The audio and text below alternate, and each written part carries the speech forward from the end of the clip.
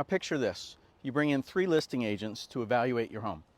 And then they each give you a presentation on their marketing strategies and any suggested improvements for your house, and of course, whatever their pricing recommendations for your home are. And it sounds pretty standard stuff, right?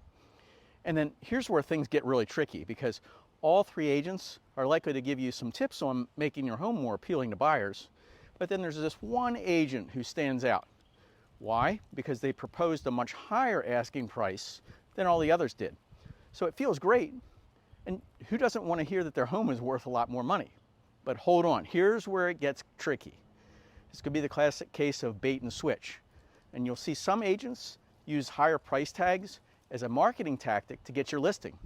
And then they want to boost your ego, and it makes you feel good, but ultimately they just want to secure your business.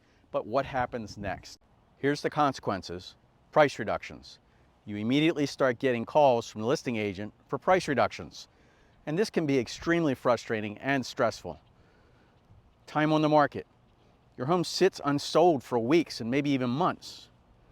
Buyer's skepticism. Your home lingers on the market for too long, and then buyers start to suspect, like, what's wrong with this house? Something's got to be a problem. But as a real estate broker, I've seen this play out repeatedly. And I have access to all closed transactions, all asking prices and final sale prices. And trust me, the data does not lie. Overpricing your home can lead to missed opportunities and lower final offers. So how can you avoid this pitfall? Well, here's a few tips. Do your research. And I'm not talking about a Google search, guys. Do your research. Comparable sales. Look at what's going on in your area so you can get a realistic idea of what your home's actual value is. And then consider multiple options. Don't just go with the agent who gives you the highest price. That's usually a good trap. You want to avoid that. Look for someone who offers you a balanced approach and gives you solid data. Then ask about their strategy. How do they plan to market your home, and what's their pricing adjustment strategy going to look like in the future? Very important, guys. Because remember, selling your home, it's not just about the highest price. It's also about achieving a successful sale. Otherwise, you could ask $5 million for a house that's worth $200,000.